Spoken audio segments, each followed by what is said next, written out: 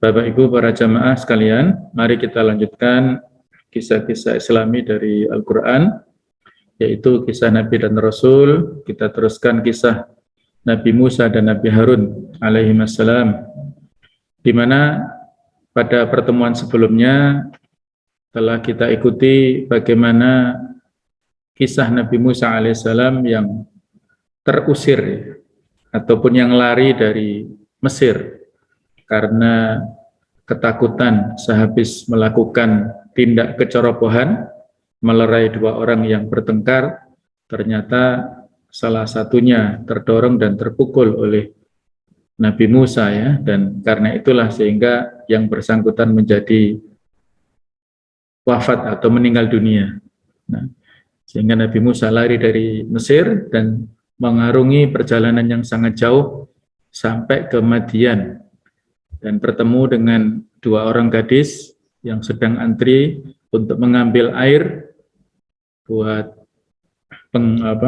hewan binatang penggembalaannya itu. Dan tibalah dia di rumah dua orang gadis ini yang menurut para ulama syekh ataupun si ayah itu adalah Nabi Syu'aib alaihissalam. Nah, jamaah sekalian, Nabi Musa berada di Madian ini menurut sebagian pendapat adalah 10 tahun, sesuai dengan pilihan yang diberikan oleh si ayah, antara 8 atau 10 tahun jasa atau manfaat yang harus dia lakukan sehingga bisa menikahi salah seorang dari putrinya itu. Pada saat Nabi Musa berada di Madian ini selama kurang lebih 10 tahun, berada jauh dari kaumnya dan keluarganya yang ada di Mesir sana. Dan masa 10 tahun ini adalah masa yang paling penting dalam kehidupannya. Ia merupakan persiapan yang besar. Pada setiap malam, Nabi Musa merenungkan bintang-bintang. Musa mengikuti terbitnya matahari dan tenggelamnya. Pada setiap siang, Nabi Musa memikirkan tumbuh-tumbuhan, bagaimana ia membelah tanah dan mekar. Nabi Musa memperhatikan air, bagaimana ia menghidupkan bumi setelah bumi itu mati, lalu bumi itu menjadi tempat yang indah dan subur. Nabi Musa memperhatikan alam yang luas dan ia tampak tercengang dan kagum dengan ciptaan Allah Ta'ala. Jadi ada kemiripan, ya, dengan apa yang terjadi pada Nabi Ibrahim alaihissalam. Tafakur dan ya semacam kontemplasi, ya, dari beliau tentang fenomena alam. Yang kalau dalam pembahasan akidah, ini adalah dalil akli tentang keberadaan Allah Ta'ala.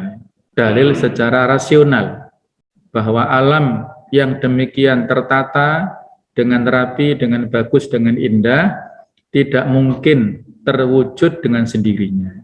Pasti ada zat yang mengaturnya, yang menciptakannya, yang mengendalikannya, itulah Allah Subhanahu wa Ta'ala.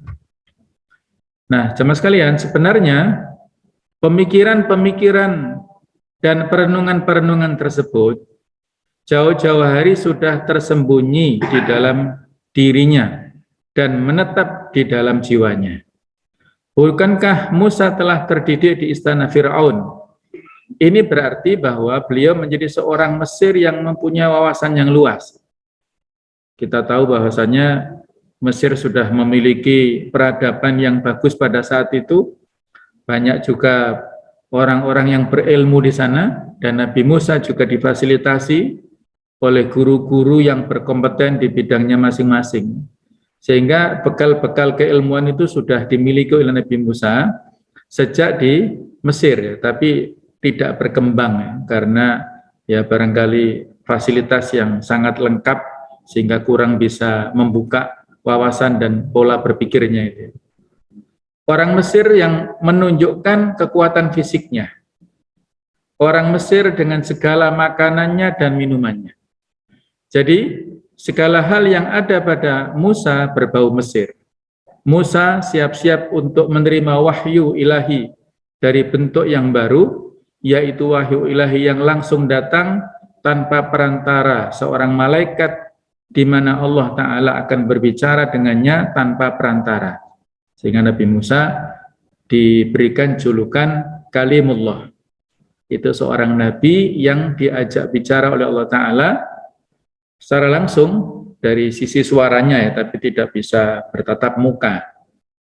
Nanti kita ikuti wahyu yang pertama-tama turun, yang diajak bicara oleh Allah ya kepada Nabi Musa. Nah, seringkali Musa mendapatkan kesunyian dan keheningan di balik pengasingan itu. Allah Ta'ala mempersiapkan hal tersebut kepada nabinya, agar setelah itu beliau mampu memegang amanah yang besar dari Allah Ta'ala. Seperti yang dialami oleh Rasulullah SAW ya, beliau bertahannuts menyendiri di Gua Hira sebelum datangnya wahyu, dan menyendirinya bukan 1-2 hari tapi lama ya. Setiap Ramadan beliau di sana sampai kurang lebih 3 kali Ramadan, jadi 3 tahun, bukan terus menerus tapi selama Ramadan saja berada di sana, dan pada saatnya beliau menerima wahyu ya. Jadi perlu ada kesiapan rohani ya untuk menerima wahyu dari Allah Ta'ala, termasuk Nabi Musa di sini. Maka datanglah suatu hari atas Musa. Selesailah masa yang ditentukan, kemudian Musa merasakan kerinduan untuk kembali ke Mesir. Dengan berlalunya waktu, hukuman yang harus dijalaninya dengan sendirinya gugur. Musa mengetahui hal itu, tetapi beliau juga mengetahui bahwa undang-undang di Mesir sebenarnya terletak pada kekuatan penguasa. Walaupun untuk pembunuhan tanpa sengaja tidak sampai kisos ya, hanya di penjara saja, tapi kalau penguasa memiliki kebijakan khusus atau hukuman yang berbeda, harus dibunuh kepada yang membunuh walaupun tanpa sengaja, itu adalah prerogatif dari penguasa di Mesir. Jika penguasa berkehendak, maka Musa dapat menerima hukuman, dan jika tidak berkehendak, maka dia akan memaafkannya, meskipun yang bersangkutan berhak untuk mendapatkan hukuman. Jadi tergantung kepada penguasa setempat. Alhasil, Musa menyadari hal itu. Musa tidak sepenuhnya yakin ia akan selamat ketika beliau menginjakkan kakinya di Mesir, seperti keyakinannya bahwa beliau selamat di tempatnya sekarang. Meskipun demikian, rasa rindunya untuk melakukan perjalanan kembali ke tempatnya mendorong Musa segera menuju ke Mesir. Musa tepat mengambil keputusannya. Jadi ibaratnya seseorang yang berada di perantauan ya, maka saat tertentu rindu dengan kampung halamannya, dengan tanah kelahirannya. Sehingga ada budaya mudik di kita ya, setiap Idul Fitri ya, kecuali kemarin masa pandemi itu. Karena memang seseorang itu susah untuk melupakan masa kecilnya dan tempat kelahirannya. Nabi Muhammad sendiri pada saat sudah hijrah ke Madinah, itu saat-saat tertentu rindu dengan Mekah, yaitu kampung halamannya itu. Dan seandainya beliau tidak diusir oleh orang-orang Mekah, beliau juga tidak meninggalkan Mekah, karena beliau sangat cinta dengan Mekah sebenarnya. Nah, akhirnya Nabi Musa keluar bersama keluarganya dan melakukan perjalanan. Bulan bersembunyi di balik gumpalan awan yang tebal, dan kegelapan menyelimuti sana-sini. Sementara itu petir menyambar sangat keras dan langit menurunkan hujan. Cuaca tampak tidak bersahabat. Di tengah-tengah perjalanannya, Musa tersesat. Musa mendapatkan 2 potongan batu, kemudian beliau memukulkan keduanya dan menggesek-gesekkan keduanya agar mendapatkan api darinya, sehingga beliau dapat berjalan. Tetapi sayang, beliau tidak mampu melakukan hal itu. Angin yang bertiup kencang memadamkan api kecil itu. Jadi rupanya ilmu untuk menyalakan api dengan menggesekkan 2 batu ya, 2 benda yang keras, yaitu sudah dikenal saat itu. Nabi Musa mencoba-coba tapi gagal. Nabi Musa berdiri dalam keadaan bingung dan tubuhnya tampak menggigil di tengah-tengah keluarganya. Kemudian Nabi Musa mengangkat kepalanya dan menyaksikan sesuatu dari jauh. Sesuatu yang beliau saksikan adalah api yang sangat besar yang menyala-nyala dari kejauhan. Maka hati Musa dipenuhi dengan rasa gembira. Ia berkata kepada keluarganya, "Aku melihat api di sana." Lalu beliau memerintahkan kepada mereka untuk tinggal di tempatnya sehingga beliau pergi ke api itu. Barangkali di sana beliau mendapatkan suatu berita atau akan menemukan seseorang yang dapat memberinya petunjuk sehingga beliau tidak tersesat, atau beliau dapat membawa sebagian api yang menyala sehingga tubuh mereka menjadi hangat. Ini rasa tanggung jawab ya yang dimiliki oleh kepala keluarga ya, untuk melindungi kepada anggota keluarganya. Dan akhirnya keluarganya pun melihat api yang diisyaratkan oleh Nabi Musa. Tetapi sebenarnya mereka tidak melihat sesuatu pun. Mereka tetap menaatinya dan duduk sambil menunggu kedatangan Musa. Musa bergerak menuju ke tempat api. Musa segera berjalan untuk menghangatkan tubuhnya. Sementara tangan kanannya memegang tongkatnya dan tubuhnya tampak basah kuyup karena hujan. Nabi Musa tetap berjalan sampai ia mencapai suatu lembah yang bernama Tua. Beliau menyaksikan sesuatu yang unik di lembah ini. Di lembah itu tidak ada rasa dingin dan tidak ada angin yang bertiup. Yang ada hanya keheningan. Nabi Musa mendekati api. Maka belum lama beliau mendekatinya sehingga beliau mendengar suara panggilan. Nah, inilah Nabi Musa ya, pertama-tama mendapatkan wahyu yang ini menunjukkan beliau diangkat sebagai seorang rasul, ada panggilan. Falamma ja'aha, maka tatkala dia tiba di tempat api itu, nudiya, diserulah Nabi Musa, amburika mamfinnar, bahwa telah diberkati orang-orang yang berada di dekat api itu, wa man haulaha, dan di sekitarnya. Wa subhanallahi rabbil alamin, dan maha suci Allah Tuhan semesta alam. Surat An-Naml ayat 8. Nah, tiba-tiba Nabi Musa berhenti dan badannya menggigil. Suara itu tampak terdengar dan datang dari segala tempat dan di mana beliau berasal dari tempat tertentu ya. Musa melihat api dan beliau kembali merasa menggigil. Beliau mendapati suatu pohon hijau dari duri dan setiap kali pohon itu terbakar dan berkobar api darinya, maka pohon itu justru semakin hijau. Seharusnya pohon itu berubah warnanya menjadi hitam saat terbakar, tetapi anehnya api justru meningkatkan warna hijaunya.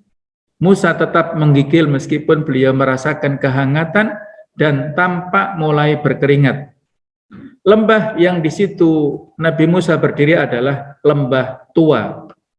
Musa meletakkan kedua tangannya di atas kedua matanya karena saking dahsyatnya cahaya. Beliau melakukan yang demikian itu sebagai usaha untuk melindungi kedua matanya. Kemudian Musa bertanya dalam dirinya, ini cahaya atau api? Tiba-tiba beliau tersungkur ke tanah sebagai wujud rasa takutnya. Ini kurang lebih kalau kita lihat ya, situs yang sampai sekarang ini ada yang disinyalir ini adalah disebut lembah Tua, dan posisinya itu para ulama berbeda pendapat. Apakah lembah Tua ini sama dengan Bukit Tursina yang pada saat itu Nabi Musa menerima 10 pesan-pesan dari Allah Ta'ala. Apakah lembah Tua ini berada di Sinai, ini masuk di wilayah Mesir, ataukah di Madian, ataukah di Palestina? Ini para ulama ada perbedaan pendapat ya. Jadi tidak ada yang menguatkan pendapat masing-masing, ya kita yakini apa adanya. Ini adalah lembah suci yang mana pada saat itulah Allah Ta'ala berfirman kepada Nabi Musa, memberikan wahyu pertamanya ya. Dan Musa merasa takut ya, dan memang seperti itulah ya. Al-Quran ini kan suatu kalamullah yang berat ya. Lau anzalna hadzal Quran ala jabal la ra'aitahu khashi'an mutasaddian min khasyatillah. Seandainya Al-Qur'an itu diturunkan kepada gunung yang kokoh, pasti gunung ini hancur, tidak kuat menerima Al-Qur'an yang demikian dahsyatnya. Sehingga Al-Qur'an diturunkan secara berangsur-angsur, tidak langsung sekaligus, itu supaya untuk menguatkan hati Rasulullah SAW. Rasulullah pada saat menerima wahyu pertama juga sama, kan menggigil. Pada saat di Gua Hira bertemu dengan malaikat Jibril, ya beliau ketakutan, menggigil yang sangat keras, dan pulang ke rumahnya kepada Khadijah dan mengatakan zammiluni, zammiluni, selimutilah aku, karena menggigil. Ya, itulah ketika Al-Quran diturunkan kepada hambanya, maka dahsyat sekali. Nah, termasuk Nabi Musa, ya, sangat ketakutan dan merasa sangat berat dirinya itu, ya. Itu adalah tanda-tanda Al-Quran, kitab, ya, kitab ataupun firman Allah diturunkan kepada beliau. Lalu Allah Ta'ala memanggil, ya, falamma ataha nudiya ya Musa, inni ana rabbuk fakhla'na alaik innaka bilwadil muqaddasi tuwa. Maka ketika ia datang ke tempat api itu, ia dipanggil, hai Musa, sesungguhnya aku ini Rabbmu, ana rabbuka fa'akhla'na alaik, maka tanggalkanlah kedua terompahmu, kedua sandalmu, sesungguhnya kamu berada di lembah suci yang bernama Tuwa. Surat Toha 11-12. Jadi ketika itu Nabi Musa pun mengangkat kepalanya dan berkata, ya Allah, sesungguhnya aku adalah, dan Allah Ta'ala berkata, sesungguhnya aku adalah Rabbuka, ana Rabbuka. Maka semakin menggigillah Nabi Musa dan berkata, benar wahai Tuhanku. Maka Allah menjawab, fakhla'na alaik, lepaskanlah kedua sandalmu, sesungguhnya engkau berada di lembah yang suci yang bernama Tuwa. Musa tertunduk dan rukuk, sementara tubuhnya tampak gemetar, dan beliau mulai melepas sandalnya. Maka Allah Ta'ala berkata, maka tinggalkanlah kedua terompahmu, sesungguhnya kamu berada di lembah suci, yaitu lembah Tuwa ini. Kemudian selanjutnya pada ayat 13-16 di surat Toha, Allah meneruskan, ya, pada saat Nabi Musa rukuk dan melepas sandalnya, Allah berfirman, wa anakhtartuka fastami' lima yuha, dan aku telah memilihmu wahai Musa, maka dengarkanlah apa yang aku wahyukan kepadamu. Innani anallahu la ilaha illa ana fa'budni wa aqimis sholata li dzikri. Sesungguhnya aku ini adalah Allah, tidak ada Tuhan yang hak selain aku, maka sembahlah aku dan dirikanlah sholat untuk mengingatku. Inna sa'ata atiyatun akadu ukhfiha litujza kullu nafsin bima tas'a. Aku merahasiakan waktunya, ya, sesungguhnya hari kiamat itu akan datang, pasti akan datang, dan aku merahasiakan waktunya agar supaya tiap-tiap diri itu dibalas dengan apa yang dia usahakan. Fala yasuddannaka anha man la yu'minu biha wattabahwa fatarda. Maka sekali-kali janganlah kamu dipalingkan darinya oleh orang yang tidak beriman kepadanya dan oleh orang yang mengikuti hawa nafsunya yang menyebabkan kamu binasa. Insyaallah, ya, luar biasa. Inilah wahyu-wahyu pertama yang diturunkan oleh Allah kepada Nabi Musa alaihissalam, mengingatkan, ya.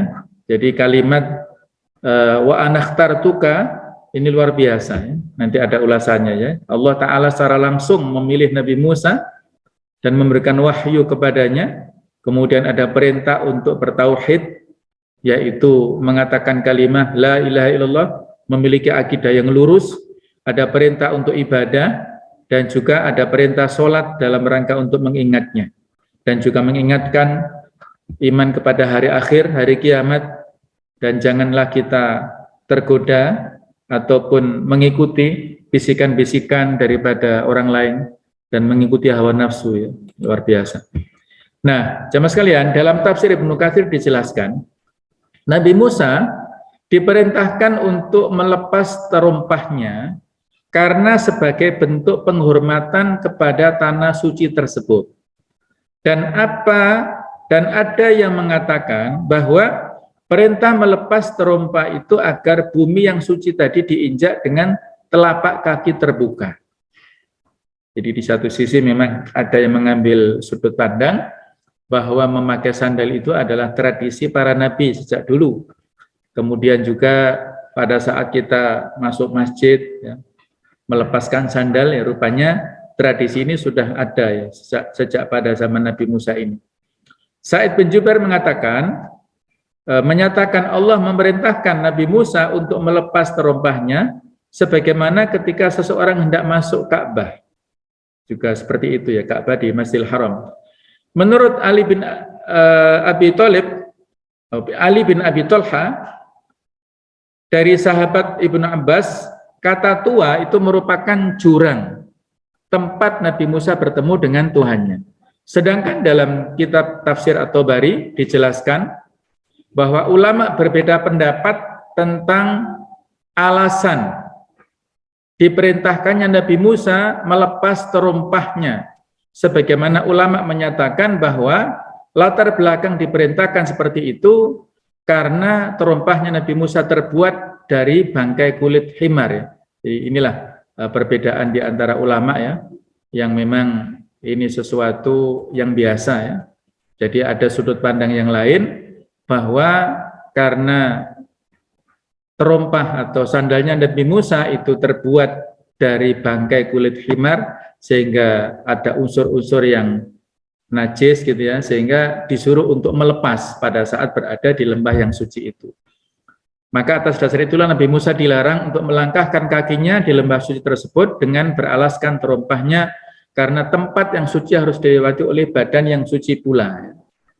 Jadi ketika kita beribadah, maka otomatis pakaian kita harus full ya, bersih. Dan seperti itulah Nabi Musa saat menerima wahyu itu.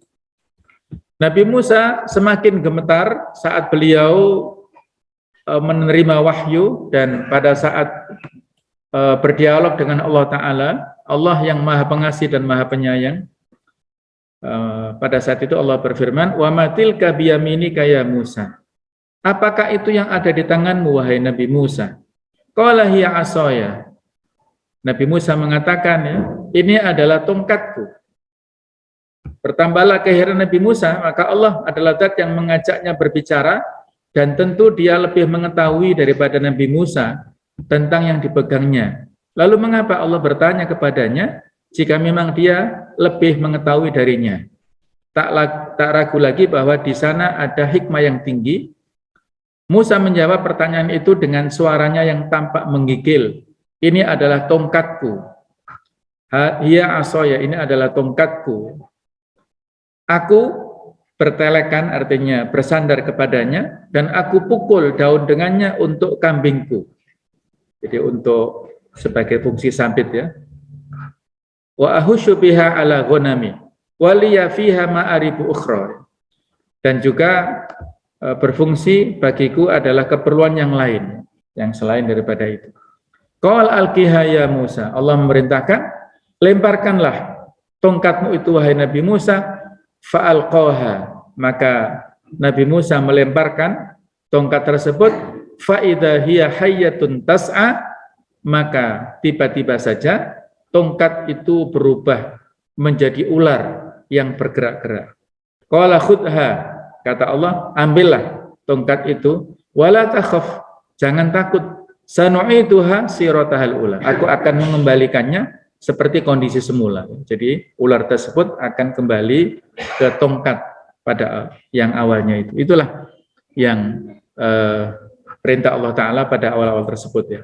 Yang dengan itulah nanti akan ya ada mukjizat ya yang berguna bagi Nabi Musa. Musa melemparkan tongkatnya dari tangannya, dan rasa herannya semakin menjadi-jadi. Tiba-tiba Musa dikagetkan ketika melihat tongkat itu menjadi ular besar. Ular itu bergerak dengan cepat. Nabi Musa tak mampu lagi menahan rasa takutnya. Nabi Musa merasa tubuhnya bergetar karena rasa takut. Musa membalikkan tubuhnya karena takut dan ia mulai lari. Belum lama ia lari, belum sampai 2 langkah Allah memanggilnya. Nah ini, la takhaf. Wahai Musa, jangan kamu takut. Sesungguhnya orang yang menjadikan Rasul tidak takut di hadapanku. Ini surat An-Naml ayat 10. Hai Musa, datanglah kepadaku dan janganlah kamu takut, sesungguhnya kamu termasuk orang-orang yang aman. Al-Qasas 31. Nabi Musa kembali memutar badannya dan berdiri, tongkat itu tampak bergerak dan ular itu pun tetap bergerak. Allah Ta'ala berkata kepada Musa, khudha, ya, peganglah ia dan janganlah takut, kami akan mengembalikannya kepada keadaan semula. Nabi Musa mengulurkan tangannya ke ular itu dalam keadaan menggigil. Musa belum sempat menyentuhnya sehingga ular itu menjadi tongkat. Demikianlah perintah Allah terjadi dengan cepat. Kemudian Allah memerintahkan kepadanya, masukkanlah tanganmu ke leher bajumu. Niscaya ia keluar putih, tidak bercacat, bukan karena penyakit, dan dekapkanlah kedua tanganmu ke dadamu bila ketakutan. Al-Qasas 32. Maka Musa mengikuti perintah Allah Ta'ala tersebut. Musa meletakkan tangannya di kantongnya, lalu ia mengeluarkannya, dan tiba-tiba tangan itu bersinar bagaikan bulan. Kembali rasa kagum Musa bertambah. Lalu ia meletakkan tangannya di dadanya sebagaimana diperintahkan Allah padanya, sehingga rasa takutnya benar-benar hilang. Musa merasa tenang dan terdiam. Kemudian Allah memerintahkan kepadanya setelah beliau melihat kedua mukjizat ini, yaitu mukjizat tangan dan mukjizat tongkat, untuk pergi menemui Fir'aun dan berdakwah kepadanya dengan penuh kelembutan dan kasih sayang, dan Allah memerintahkan kepadanya untuk mengeluarkan Bani Israel dari Mesir. Musa menampakkan rasa takutnya kepada Fir'aun. Jadi rupanya dua bekal itulah yang dijadikan modal, ya, diberikan Allah kepada Nabi Musa untuk berdakwah kembali ke Mesir, menemui Fir'aun. Dan ini sesuatu yang dilematis bagi Nabi Musa, ya. Beliau yang keluar dari Mesir, ya, sebagai dalam tanda kutip buron, dan bertemu dengan seseorang yang telah mengancam dirinya, dan ya pokoknya ya ada ketakutan-ketakutan, ya, dalam diri Nabi Musa untuk kembali ke Mesir. Musa berkata bahwa ia telah membunuh seseorang di antara mereka, dan beliau khawatir mereka akan membunuhnya dan membalasnya. Musa meminta kepada Allah dan memohon kepadanya agar mengirim saudaranya Harun bersamanya. Maka Allah menenangkan Musa dengan mengatakan bahwa dia akan selalu bersama mereka berdua. Dia mendengar dan menyaksikan gerak-gerik dan perbuatan mereka. Meskipun Fir'aun terkenal dengan kejahatannya dan kekuatannya, namun kali ini Fir'aun tidak akan mampu mengganggu atau menyakiti mereka. Allah memberitahu Musa bahwa dialah yang akan menang. Musa berdoa dan memohon kepada Allah agar melapangkan hatinya dan memudahkan urusannya, serta memberinya kekuatan dalam berdakwah di jalannya. Jadi beliau doa yang biasa sering kita baca, ya Rabbi shrah li sadri wa yassir li amri wahlul 'uqdatam min lisani yafqahu qawli. Itulah doa yang disampaikan oleh Nabi Musa, ya, atas petunjuk Allah Ta'ala. Karena ini terloncati, ya, tidak tersampaikan, ya. Kenapa Nabi Musa ini ada sisi kekurangan, ya, dalam hal bicara, ya. Jadi pada saat masih kecil itu Nabi Musa dipangku oleh Fir'aun, kemudian Fir'aun dijambak atau pokoknya disakitilah oleh Nabi Musa. Kalau dalam foto-fotonya kayaknya Fir'aunnya klimis, ya, nggak ada jenggotnya. Tapi ada riwayat lain yang intinya menunjukkan membuat Fir'aunnya jengkel itu. Jengkel kepada si anak ini. Kemudian ketika diadukan kepada sang istri, istrinya membela Nabi Musa. Ini masih kecil, Fir'aun, ya. Dia masih kecil, nggak bisa membedakan apa-apa. Jadi kamu jangan merasa tersinggung dengan dia, gitu. Seolah-olah kok melawan anaknya ini, kan. Nah, sebagai bukti untuk membuktikan bahwasanya Musa ini belum mumayyiz, ya, belum paham apa-apa, maka diberikan ujian oleh si ibu tirinya ini, ya, ibu angkatnya ini, kan. Yaitu apa? Diberikan arang sama roti, ya, disuruh memilih.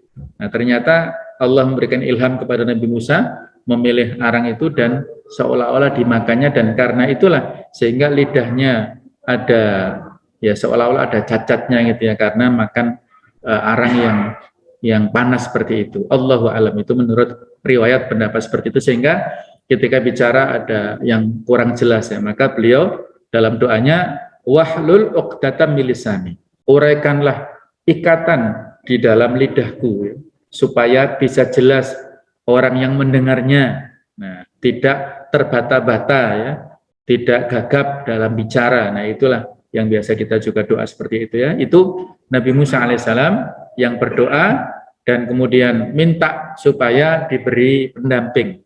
Waj'alli waziran min ahli Harun akhi. Dan jadikanlah pendamping dari saudaraku yaitu Harun supaya bisa menguatkan ya. Ushdud bihi azri, supaya bisa menguatkan kekuatan yang dimiliki oleh Nabi Musa dan seterusnya. Kita tidak mengetahui apa yang kita akan berkaitan dengan firman Allah Ta'ala, dan aku telah memilihmu untuk diriku, wa anakhtartuka ya. Allah telah memilih Musa, ini adalah suatu puncak kemuliaan di mana tidak ada seseorang pun di zaman itu yang mampu mencapainya selain Nabi Musa. Nabi Musa kembali untuk menemui keluarganya setelah Allah memilihnya sebagai rasul atau utusan untuk berdakwah ke Firaun. Akhirnya Nabi Musa beserta keluarganya berjalan menuju ke Mesir. Hanya Allah yang mengetahui pikiran-pikiran apa yang terlintas di dalam diri Musa saat beliau mengayunkan langkahnya menuju Mesir. Selesailah masa-masa perenungan dan mulailah hari-hari kedamaian dan kebahagiaan, dan akhirnya datanglah hari-hari yang sulit. Demikianlah Nabi Musa memikul amanat kebenaran dan pergi untuk menyampaikannya kepada salah satu penguasa yang paling bengis dan paling kejam dan paling jahat di zamannya, yaitu Fir'aun tadi. Nabi Musa mengetahui bahwa Fir'aun adalah orang yang jahat. Fir'aun akan berusaha memberhentikan langkah dakwahnya dan Fir'aun akan menentangnya, tetapi Allah memerintahkannya untuk pergi ke Fir'aun dan berdakwah kepadanya. Ini catatannya dengan kelembutan dan kasih sayang. Allah mewahyukan kepada Musa bahwa Fir'aun tidak akan beriman, tetapi Nabi Musa tidak peduli dengan hal itu. Beliau diperintahkan untuk melepaskan Bani Israel yang sedang disiksa oleh Fir'aun. Jadi Allah berkata kepada Nabi Musa dan Nabi Harun, fa'tiyahu, maka datanglah kalian berdua kepada Fir'aun, faqula, maka katakanlah, inna rasula rabbika, sesungguhnya kami berdua ini adalah utusan Tuhanmu. Fa'arsil ma'ana Bani Israel, maka lepaskanlah Bani Israel bersama kami, wala tu'adzibuhum, jangan kamu siksa mereka. Qad ji'naka bi ayatin mir rabbik, sungguh aku telah membawa kepadamu dengan satu tanda dari Allah, wassalamu ala manittaba'al huda, dan keselamatan kepada orang yang mengikuti petunjuknya. Ini seperti kalimat yang disampaikan oleh Rasulullah SAW ketika memberikan salam ya kepada orang, raja ataupun penguasa yang belum masuk Islam, itu diberikan salam seperti ini. Assalamu ala man ittaba'al huda ya. Bukan assalamualaikum. Kalau assalamualaikum kan kita nggak boleh mendoakan orang kafir ya. Tapi kalau ini adalah sebuah doa untuk orang yang nantinya akan mengikuti petunjuk. Ketika dia masuk Islam, maka dia selamat, seperti itu ya. Jadi dari sini salam yang disampaikan Rasulullah kepada para penguasa ya, kafir yang diekspansi dakwah beliau. Jadi jemaah sekalian, tadi sudah disinggung ya tentang perintah yang disampaikan oleh Allah kepada Nabi Musa dan Harun untuk berangkat ya. Dan inilah tugas yang ditentukan, yaitu tugas yang sangat berat ya, dengan ribuan tantangan. Idhaba ila fir'auna innahu tagha, pergilah kamu berdua kepada Fir'aun, sesungguhnya dia telah melampaui batas. Faqula lahu, katakanlah kalian berdua kepadanya, qaulan layyina, perkataan yang lembut, kata-kata yang lemah lembut, la'allahu yatadzakkaru aw yakhsha, mudah-mudahan ia ingat atau takut. Coba kita renungkan ini ya. Ini kalimat yang luar biasa, kalimat Al-Qur'an ini. Fir'aun yang luar biasa jahatnya dan Nabi Musa yang luar biasa solehnya Itu ketika Nabi Musa diperintahkan bersama saudaranya Nabi Harun untuk berangkat berdakwah ke Fir'aun, faqula lahu qaulan layyina, katakan kepadanya perkataan yang lembut ya. Sehingga inilah yang dijadikan alasan oleh Rasulullah SAW pada saat ada orang Arab Badui ya, yang meminta-minta dengan kasar, minta zakat atau minta harta kepada beliau sambil mencengkeram baju beliau dan membentak-bentak kepada Rasulullah SAW, maka dikatakan, wahai si fulan, bahwasanya aku ini tidak sejahat Fir'aun dan kamu juga tidak sesoleh Nabi Musa. Kenapa kamu mentak-mentak kepadaku ya? Padahal Nabi Musa saja dulu diperintahkan berkata halus. Nah, kenapa kamu mementak-mentak? Nah, barangkali itulah sebagai pelajaran yang kepada kita semuanya. Siapapun orang yang kita hadapi, seberapa dolim pun mereka, maka kita diperintahkan untuk dakwah bil hikmah, ya. Mendakwakan dengan halus, dengan tata krama, dengan adab, gitu ya. Termasuk Nabi Musa di sini. Kita ketahui bahwasanya Fir'aun ini menyiksa Bani Israel dan menjadikan mereka budak-budak dan memaksa mereka untuk bekerja di luar kemampuan mereka. Fir'aun juga menodai kehormatan wanita-wanita mereka dan menyembelih anak laki-laki mereka. Nabi Musa mengetahui bahwa rezim Mesir berusaha untuk memperbudak Bani Israel dan mengeksploitasi mereka di luar kemampuan mereka demi kepentingan penguasa. Tetapi Nabi Musa tetap memperlakukan dan menghadapi Fir'aun dengan penuh kelembutan dan kasih sayang, sebagaimana diperintahkan Allah Ta'ala yang sudah kita sampaikan tadi ya.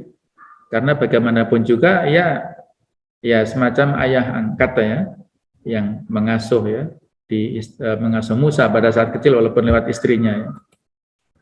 Musa bercerita pada saat sudah ketemu, intinya mereka sudah ketemu. Nah, pada saat Nabi Musa sudah bertemu dengan Fir'aun, Nabi Musa mendakwahkan kepada Fir'aun, cerita kepadanya tentang siapa sebenarnya Allah, tentang rahmatnya, tentang surga, dan tentang kewajiban mengesahkannya dan menyembahnya.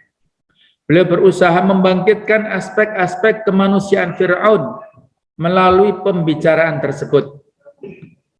Karena Fir'aun kan pasti orang pinter ya, jadi diangkat logika-logika, menyentuh aspek rasionalnya ya. Fir'aun mendengarkan apa yang dikatakan oleh Musa dengan penuh kebosanan. Fir'aun membayangkan bahwa seseorang yang di hadapannya adalah orang gila, yang nekat untuk menentang dan menggoyang kedudukannya.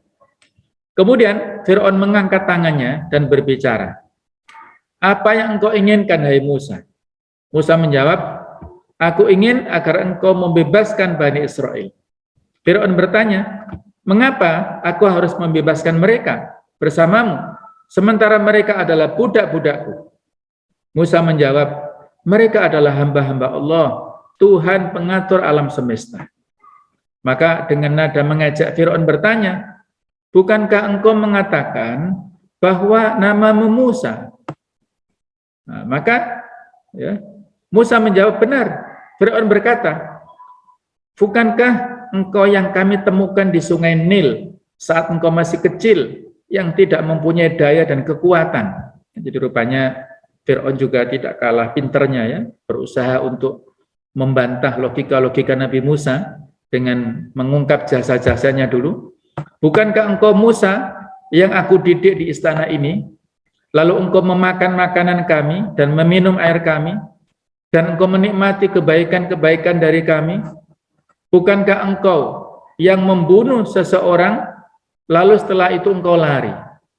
Tidakkah engkau ingat semua itu? Bukankah mereka mengatakan bahwa pembunuhan merupakan suatu kekufuran? Kalau begitu, engkau seorang kafir, dan engkau seorang pembunuh. Jadi engkau adalah Musa yang lari dari hukum Mesir. Engkau adalah seseorang yang lari dan menghindari keadilan. Lalu sekarang engkau datang kepadaku dan berusaha berbicara denganku. Engkau berbicara tentang apa, hai Musa? Sungguh aku telah lupa." Nah, itulah ya.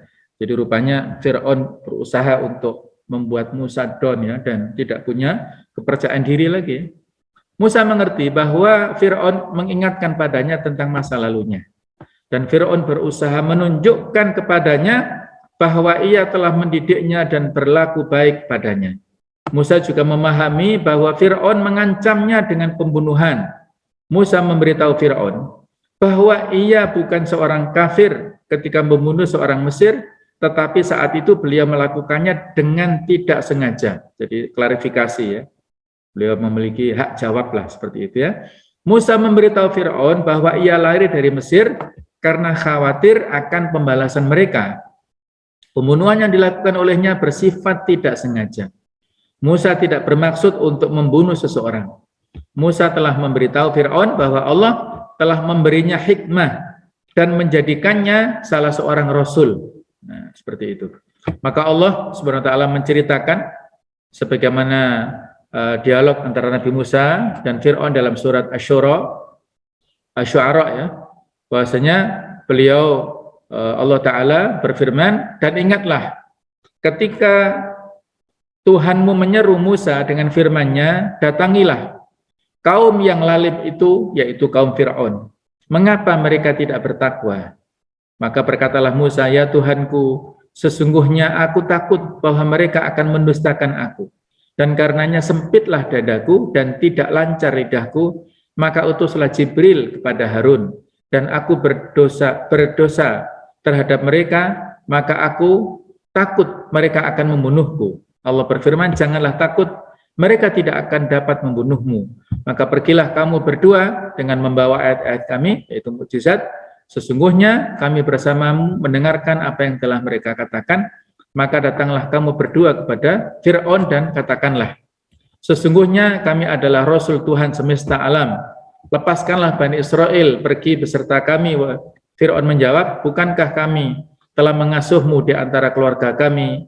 Maka kamu masih kanak-kanak dan kamu tinggal bersama kami beberapa tahun dari umurmu, dan kamu telah berbuat suatu perbuatan yang telah kamu lakukan itu, dan kamu termasuk golongan orang-orang yang tidak membalas guna, ya, tidak membalas jasa.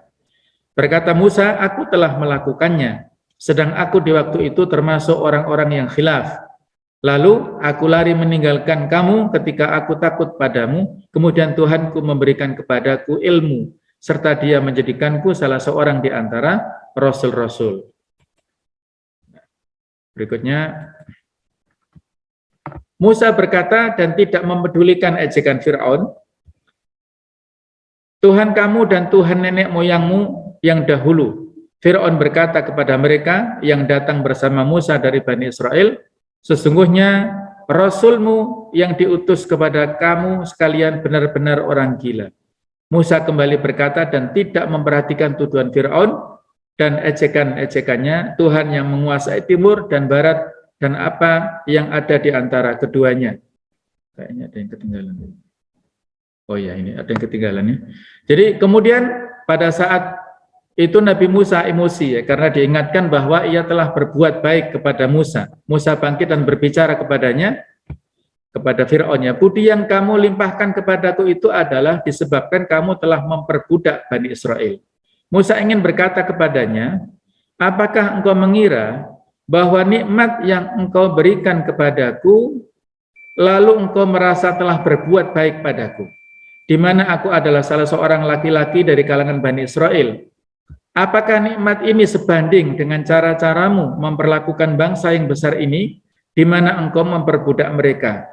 Engkau memperkerjakan mereka dengan cara yang semena-mena. Jika ini memang demikian, maka logika mengatakan bahwa kita seimbang. Tiada yang berutang dan tiada yang meminjam. Jika tidak demikian, maka siapa yang memberikan bagian yang lebih besar?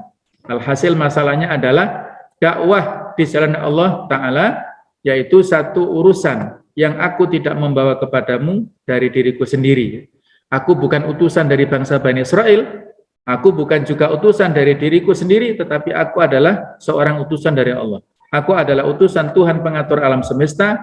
Sampai pada tahap ini, Fir'aun mulai memasuki pembicaraan yang lebih serius. Fir'aun bertanya, siapakah Tuhan semesta alam itu? Maka Nabi Musa menjawab, Tuhan pencipta langit dan bumi, dan apa-apa yang di antara keduanya. Itulah Tuhanmu, jika kamu sekalian orang-orang yang percaya. Maka berkata Fir'aun kepada orang sekelilingnya, apakah kamu tidak mendengarnya? Musa berkata, dan tidak mempedulikan ajakan Fir'aun, ya, Tuhan kamu dan Tuhan nenek moyang kamu adalah yang dahulu, Allah Ta'ala. Fir'aun berkata kepada mereka yang datang bersama Musa dari Bani Israel, sesungguhnya Rasulmu yang diutus kepada kamu sekalian benar-benar orang gila. Musa kembali berkata dan tidak memperhatikan tuduhan Fir'aun dan ejekannya, Tuhan yang menguasai timur dan barat, dan apa yang ada di antara keduanya, itulah Tuhanmu jika kamu menggunakan akal. Allah Ta'ala menceritakan sebagian dialog yang terjadi antara Fir'aun dan Musa dalam surat Asy-Syu'ara. Fir'aun bertanya, siapakah Tuhan semesta alam itu? Maka Nabi Musa menjawab, yaitu Tuhan pencipta langit dan bumi, apa yang di antara keduanya, jika kamu sekalian orang yang mempercayainya.